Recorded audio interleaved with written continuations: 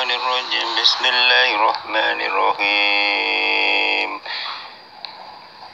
Innahu min Sulaiman wa innahu bismillahirrahmanirrahim. Allahumma as'aluka ridhaka wal jannah wa na'udzubika min syahwatika wan nar.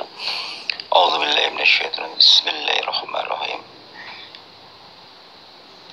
Qul huwallahu ahad, Allahu samad, lam yalid wa lam yulad wa lam yakul lahu kufuwan ahad. La haula wa la quwwata illa billahil aliyyil azim. Assalamualaikum warahmatullahi wabarakatuh, saudara-saudaraku, sahabat-sahabatku, baik YouTuber serta awak media serta para pemirsa yang selalu aktif mengikuti konten-konten Ayah Sadam. Di sini Ayah Sadam akan mengupas tuntas adanya harimau putih yang ada di bukit, di mana bukit Gunung Tanjung yang ada. Mari kita simak sama-sama kisah selengkapnya. Tak lupa pula, semoga kita tetap dalam lindungan Allah Subhanahu wa Ta'ala.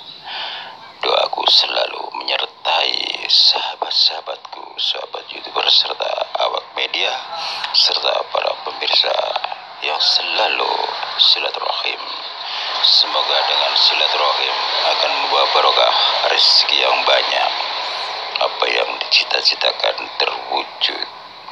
Mari kita jalin persaudaraan tetap kokoh dengan baik. Saat itu ada seseorang yang sedang membawa cangkulnya dan sabitnya bertujuan ingin ke sawah adanya di bukit Gunung Tanjung yang ada sekitar jam 7 pagi lewat 15 menit waktu Indonesia belahan barat. Memang jam segitu biasanya di daerah sana masih berkabut. Namun sosok seorang bapak-bapak ini rajin sekali. Jam 7 lewat 15 menit sudah sampai di mana adanya dia memiliki sawah yang ada di bukit dekat Gunung Tanjung yang ada. Pada saat beliau meletakkan cangkul dan sabitnya di mana dia punya gubuk, beliau kebiasaan sebelum mencangkul memasak air dengan teko kecilnya yang sudah dipersiapkan di gubuk. Setelah beliau minum kopi sambil santai menikmati satu batang rokok, beliau sambil membayangkan sesuatu yang ada, di mana pernah kejadian-kejadian yang terjadi sebelumnya adalah melihat sesuatu gaib di sawah yang dia miliki. Tanpa sadari, apa yang dipikiran seorang petani tersebut ternyata terbukti saat itu juga nongkrong di depan si bapak yang sedang ngopi, yaitu berwujud harimau putih. Si bapak itu tidak gentar, tidak takut, tidak lari, bahkan langsung memberikan uluk salam. Assalamualaikum warahmatullahi wabarakatuh. Lantas si harimau putih menyapa, menjawab salam dari si bapak petani tersebut. Waalaikumsalam warahmatullahi wabarakatuh. Bisa Anda ceritakan kronolog Anda, kenapa Anda hadir di sini sementara saya mau mencangkul, baru saja saya lagi ngopi? Apakah Anda butuh sesuatu, mau ngopi atau mungkin kebutuhan lain? Lantas tiba-tiba si harimau memberi kabar, apakah Anda ingat dengan adanya kehadiran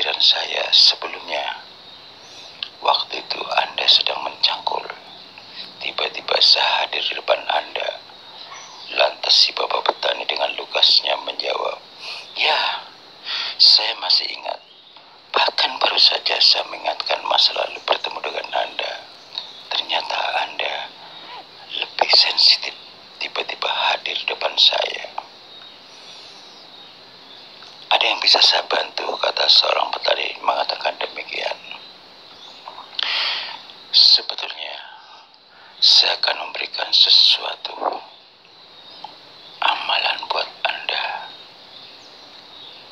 Lantas seorang bapak petani, padahal beliau adalah orang yang rajin ibadah, kalau di kampungnya dengan sebutan seorang ustadz.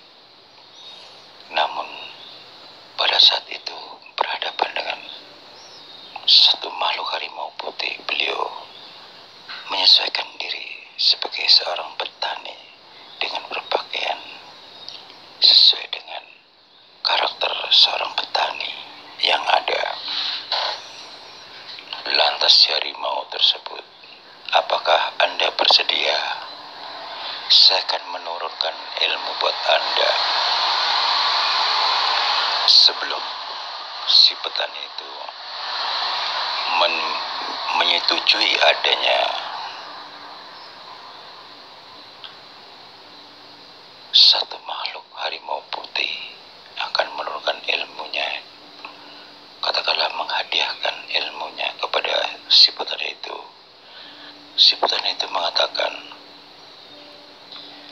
ilmu apakah yang akan Anda turunkan kepada saya dan apa manfaatnya? Sedangkan selama ini ilmu saya hanya satu, yaitu ilmu tauhid.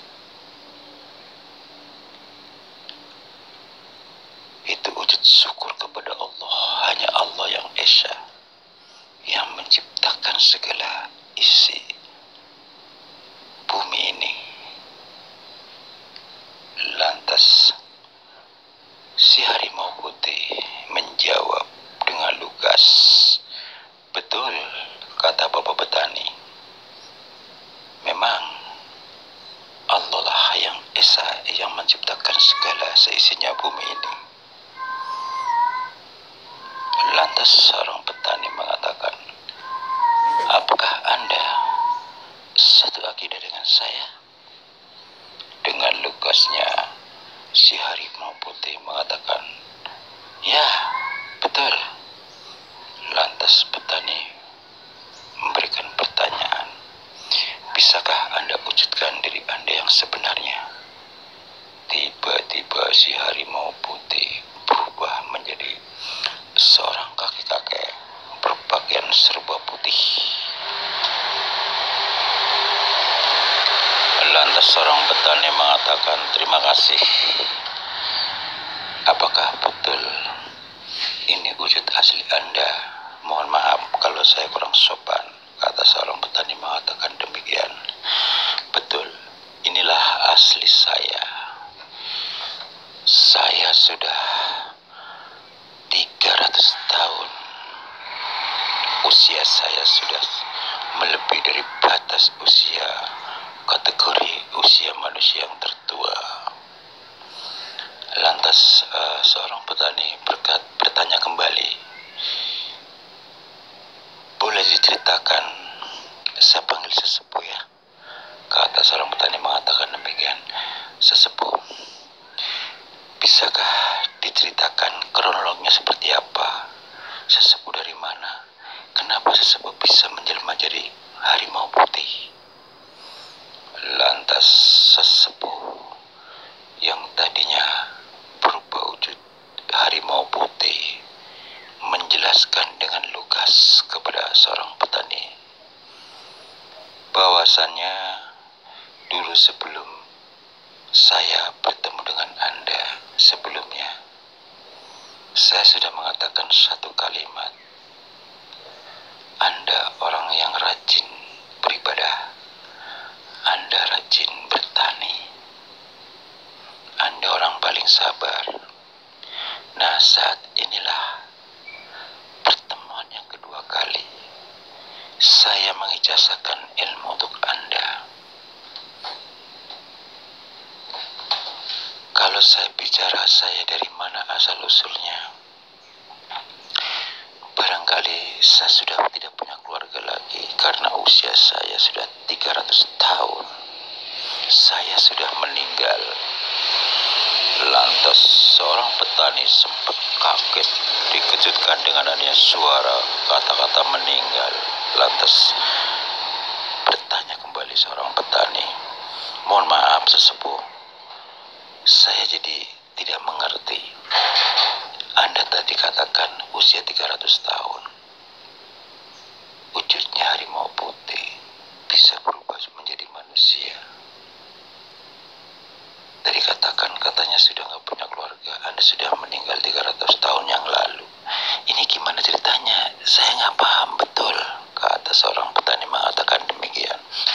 Lantas sesepuh mengatakan, "Saya dulu punya perguruan padepokan ilmu putih, yaitu macan ilmu putih.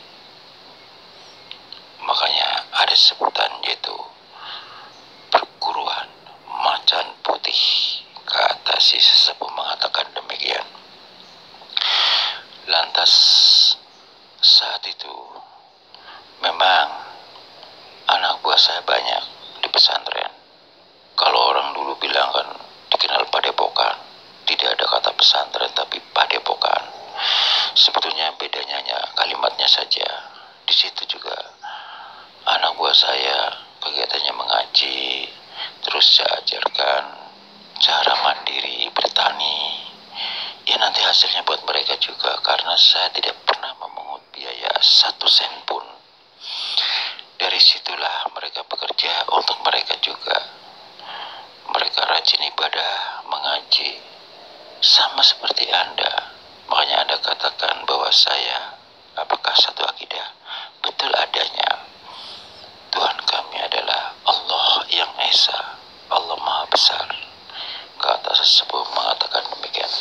Lantas seorang petani berbicara kembali bertanya, lantas bagaimana dengan adanya padepokan itu, sedangkan sesepuh mengatakan sudah meninggal 300 tahun yang lalu.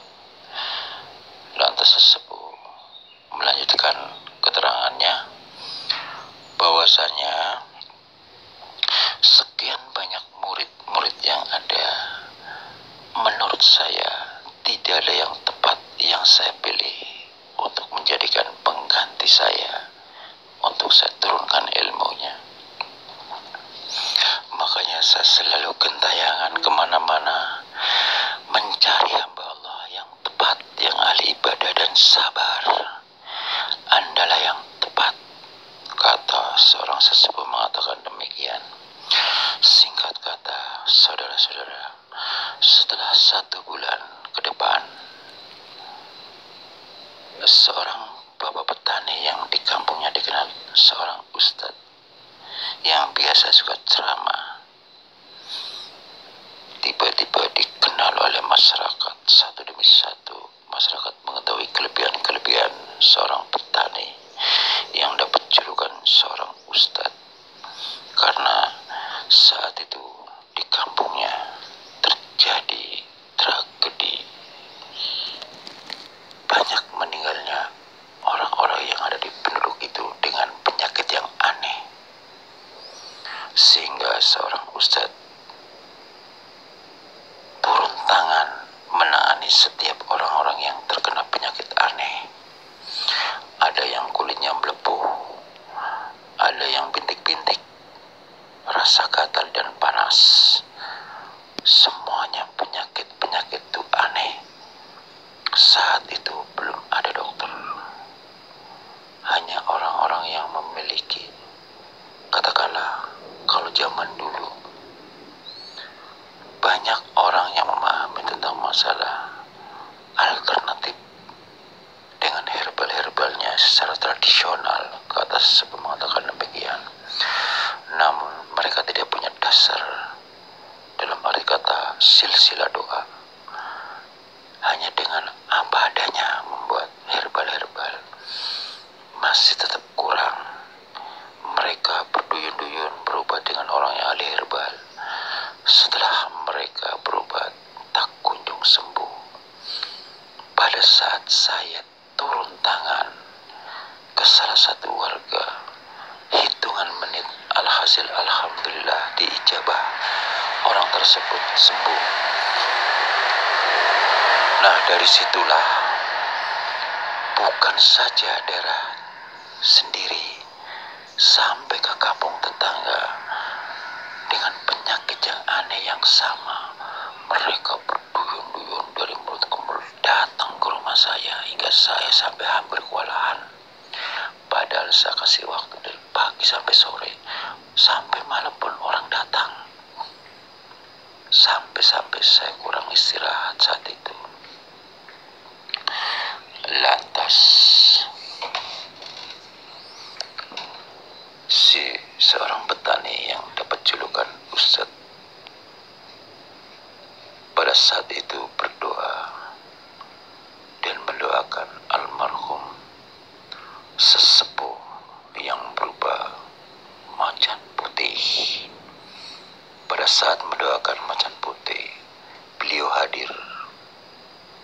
Beliau mengatakan, "Saudaraku,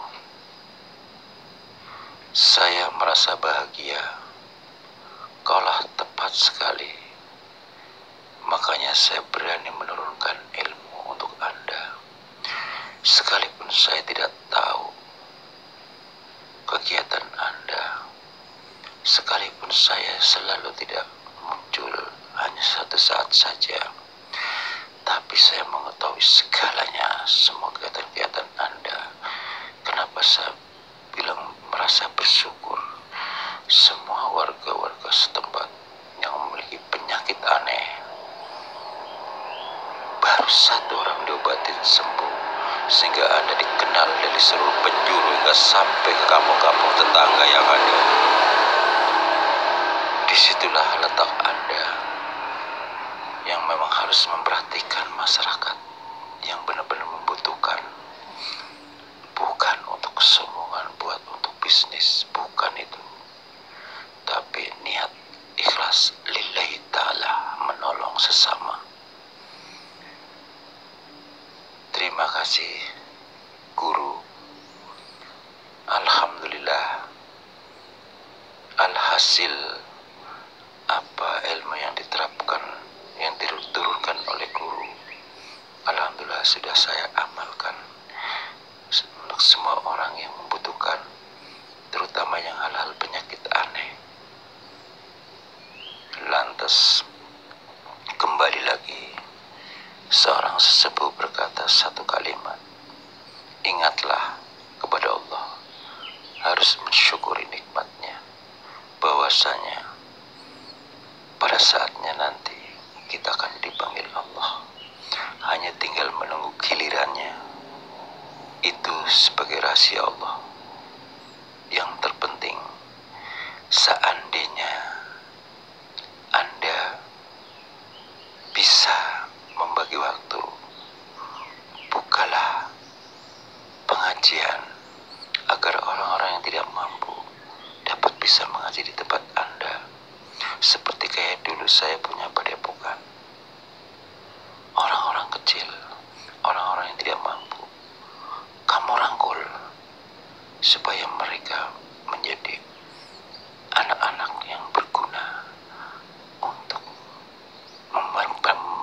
memerdekakan umat Islam yang ada sebagai generasi penerus penyelamat agama yang esa, supaya pemuda-pemuda penerus bangsa berguna."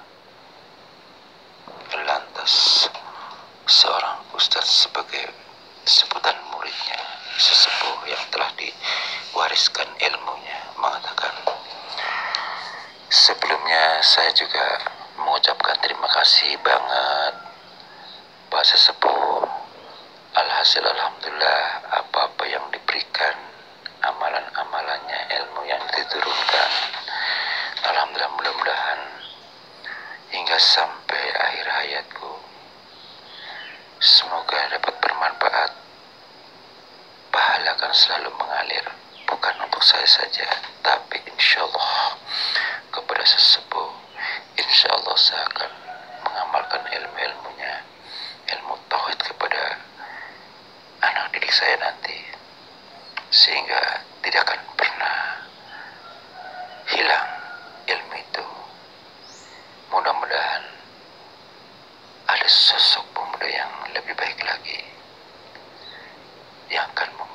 saya nanti. Lantas sesepuh menjawab, amin ya robbal alamin. Mudah-mudahan ya engkau dapat bisa menemukan sosok pemuda yang tepat, yang dapat menuangkan ilmunya dari engkau. Seperti saya turunkan ilmunya kepada engkau. Kata sesepuh mengatakan demikian. Ya sudah, saya permisi dulu. Assalamualaikum warahmatullahi wabarakatuh. Lantas seorang ustaz menjawab, waalaikumsalam warahmatullahi wabarakatuh. Hilanglah sudah sesepuh. Lantas seorang ustaz melanjutkan doa.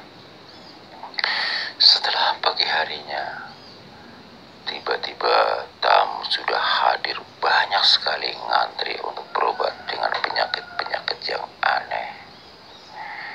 Namun sebelum pelaksanaan pengobatan, tiba-tiba ada rombongan dengan berbaju serba hitam.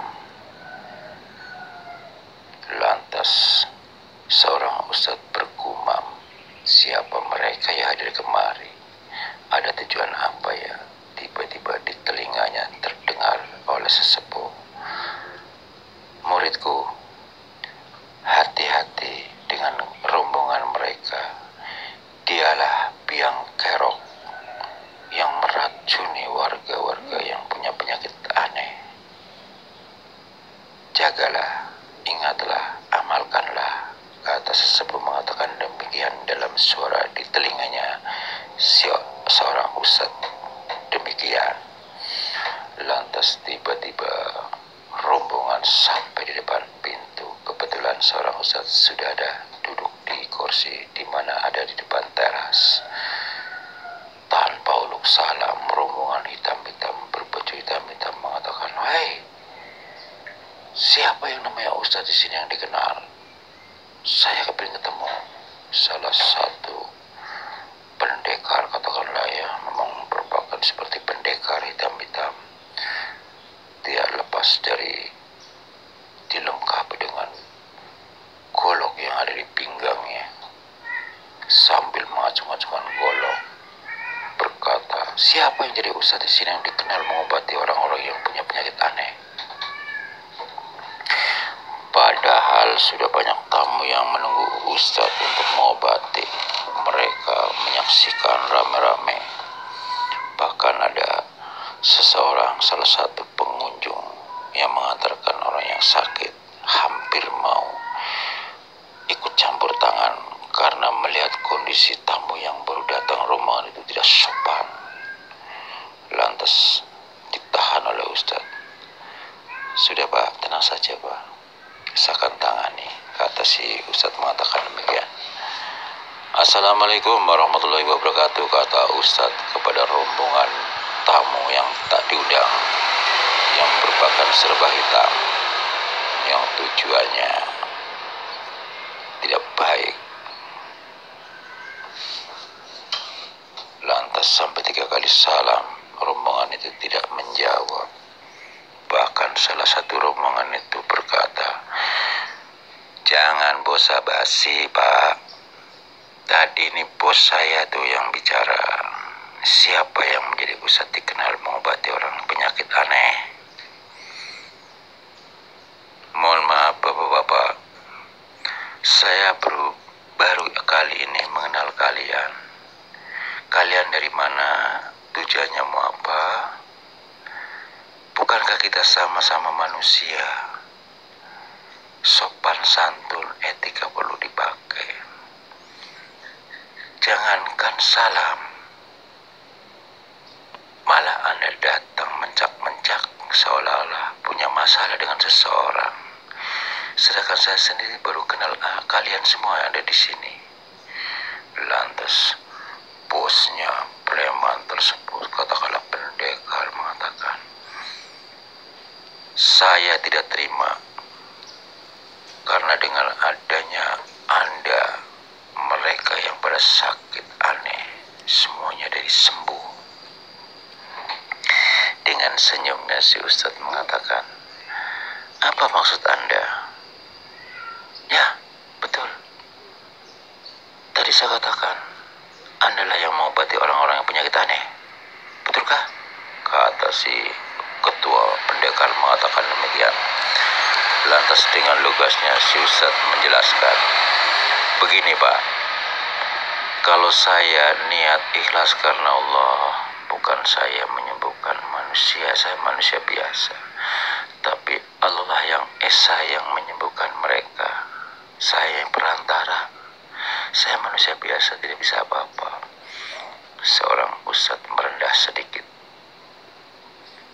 Akan tetapi si preman-preman itu dengan sangar berbicara tidak sopan mengatakan,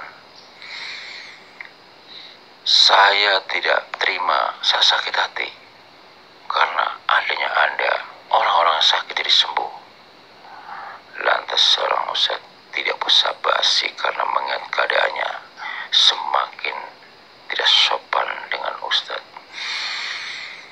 Saudara-saudara, mohon maaf karena kalian adalah wujud manusia, sekalipun kalian sampai saat ini, dari awal sampai saat ini tidak sopan dengan saya, tapi saya ingin mengajarkan kalian memberikan contoh yang sopan.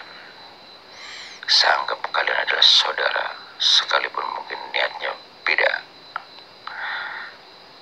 tujuan yang berbeda, tapi di mata Allah sama. Saya akan tegaskan sekali ini, siapa di antara kalian yang merasa menjadi bosnya atau pendekar, kata seorang ustadz mengatakan demikian dengan lugasnya. Lantas yang terdepan, yang mencak-mencak, yang dari awal, dia mengakui, sayalah orangnya. Kenapa? Saya akan bertanya dengan Anda. Jawab dengan lugas. Apakah betul dengan adanya mereka yang sakit aneh hingga sampai ke tetangga kampung juga punya penyakit yang sama? Apakah Anda pelakunya? Merekayasa mereka supaya sakit? Tiba-tiba si bosnya preman itu pendekar bersama kawan-kawannya tertawa terbahak-bahak. Lantas dilanjutkan oleh bosnya preman tadi mengatakan, ya betul, sayalah pelakunya yang membuat mereka terombang-ambing kebingungan hingga sampai kehabisan duit, berobat ke sana kemari tidak sembuh, tidak kunjung sembuh juga. Tapi dengan adanya Anda menjegal, membuat mereka sembuh semuanya. Lantas seorang ustadz mengatakan, saya tidak mengatakan dengan Anda saja, mau Anda bosnya ke, mau atasan preman ke, semuanya di mata Allah sama. Ini berlaku untuk semua yang ada di sini, rombongan kalian. Bertobatlah sebelum kalian dicabut nyawanya oleh Allah Subhanahu wa Ta'ala. Karena saya tahu, walaupun saya nggak kenal Anda, kata ustadz mengatakan kepada bosnya preman tersebut, katakanlah yang memiliki ilmu hitam, yang kerjanya hanya untuk ngerjain orang, sehingga manusia-manusia yang ada di kampung tersebut hingga sampai kampung tetangga memiliki penyakit aneh. Lantas seorang ustadz kembali berbicara, berarti Anda memang dengan sengaja merekayasa membuat orang jadi sakit dengan melalui perantara jin, kata si ustadz langsung to the point. Lantas bosnya si preman tersebut mengatakan, ternyata kamu sudah mengetahui adanya saya kerjasama dengan bangsa jin. Memang saya memiliki anak buah jin banyak sekali, ribuan, untuk mendobrak apabila ada hajat. Kalau saya katakan, berikanlah penyakit yang aneh pada masyarakat, di mana di sini misalnya, atau di mana mereka akan menuruti apa kata saya, mereka bekerja dengan baik sehingga mereka senang ngerjain manusia-manusia yang ada. Lantas seorang ustadz mengatakan, mohon maaf, Saya tidak ada waktu banyak. Saya lebih baik menangani pasien saya. Anda bisa lihat di samping sana orang banyak sekali. Itu menunggu pertolongan Allah melalui perantara saya. Jadi kalian tidak tepat waktu hadir saat ini. Lebih baik kalian pergi. Tiba-tiba si bosnya preman itu, katakanlah yang memiliki ilmu hitam, yang ngerjain banyak orang hingga menjadi punya penyakit-penyakit aneh sulit disembuhkan oleh banyak orang. Dia merasa punya musuh. Menurut bos preman itu mengatakan demikian, bahwasanya orang yang saya rekayasa dibikin penyakit aneh, ternyata seorang ustadz mampu mengobatinya. Kata si bosnya preman mengatakan demikian. Lantas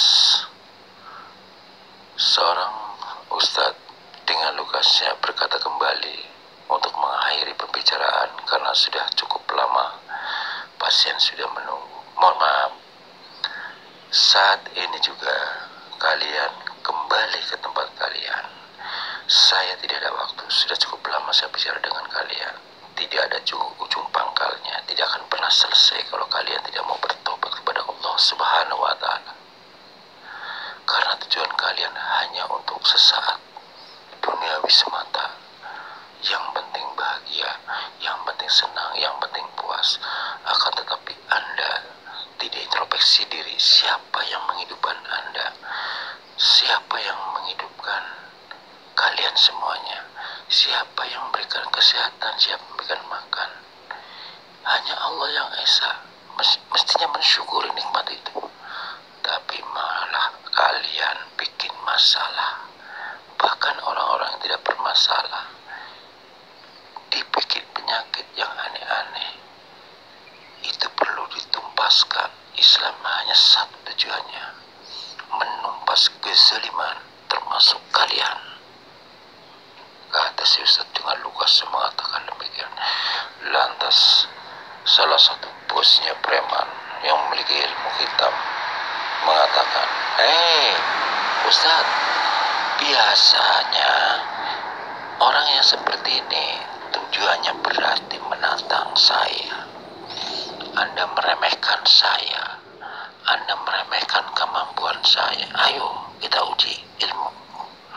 Kata bos preman yang memiliki ilmu hitam yang selalu membuat penyakit orang-orang yang tidak bersalah, penyakit-penyakit aneh. Lantas seorang ustadz beranjak dari tempat duduknya menghampiri di mana ada rombongan hitam-hitam. Apa mau Anda? Saya ingin menguji ilmumu. Saya penasaran sehebat apa ilmu Anda. Kata salah satu bos preman mengatakan demikian, yang mengakui dirinya adalah merekayasa, membuat penyakit-penyakit aneh kepada masyarakat setempat, termasuk sampai kampung-kampung sebelah. Dengan tenangnya seorang ustadz hanya berdiam diri berdoa. Tiba-tiba si bos preman itu yang memiliki ilmu hitam atau kejahatan, dia melemparkan satu goloknya yang ada di pinggangnya. Dia jambi-jambi, namun si golok itu yang terlempar diarahkan ke ustadz. Dia tidak mampu bergerak. Pada saat si golok itu terlempar, dia bisa diam, ada di awang-awang, ditahan oleh seorang ustadz. Lantas tiba-tiba si pedang, katakanlah golok si pemilik penjahat itu, berubah menjadi satu tongkat. Tongkat itu persis seperti wujud ular. Sehingga bos preman itu, katakanlah orang bilang si dukun santet atau si dukun yang membuat penyakit-penyakit aneh kepada masyarakat, dia merasa kebingungan. Lantas dia bicara, "Hei Ustadz, apa yang kamu punya lebih? Cuman itu," kata si penjahat. Ilmu hitam mengatakan demikian.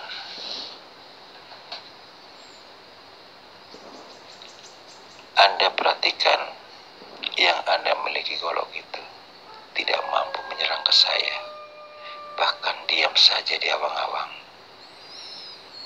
Sekarang begini saja, simple. Kalau Anda mampu golok Anda yang di awang-awang itu bisakah Anda ambil? Saya mengalah, niat karena Allah. Akan tetapi apabila Anda tidak mampu mengambil goloknya sendiri yang ada di awang-awang itu, nyalah pergi dari tempat sini dan kalian bertobat. Bukan rajanya kalian saja, tapi kalian semua yang ada di sini. Anak buah Anda kembali kepada Allah. Tadi saya katakan, sebagai hamba Allah, wajib hukumnya untuk menumpas kezaliman, termasuk grup kalian semuanya. Saya berharap kalian bertobat, taubatan nasuha kepada Allah, dan memohon maaf kepada orang-orang yang dizalimin. Tiba-tiba si musuhnya itu yang punya ilmu hitam melemparkan sesuatu lagi, entah apa yang dilemparkan. Ternyata dia mengambil sebuah keris mini, ditiupkan ke seorang ustadz. Namun seorang ustadz tidak kalah gesit. Begitu lemparan keris tersebut yang baru saja dilihatnya, si keris itu malah kalah dengan gerakan telapak tangan kanan yang mengeluarkan hawa panas, membuat si orang tersebut merasa menyerah. Namun sekalipun dia merasa menyerah, namun masih punya nyali dan belum sempat diganggu oleh makhluk-makhluk yang ada. Demikianlah saudara, kupasan demi kupasan yang kami rangkai jadi satu. Tujuan kami adalah sharing untuk menambah wawasan. Semoga bermanfaat. Wassalamualaikum warahmatullahi wabarakatuh.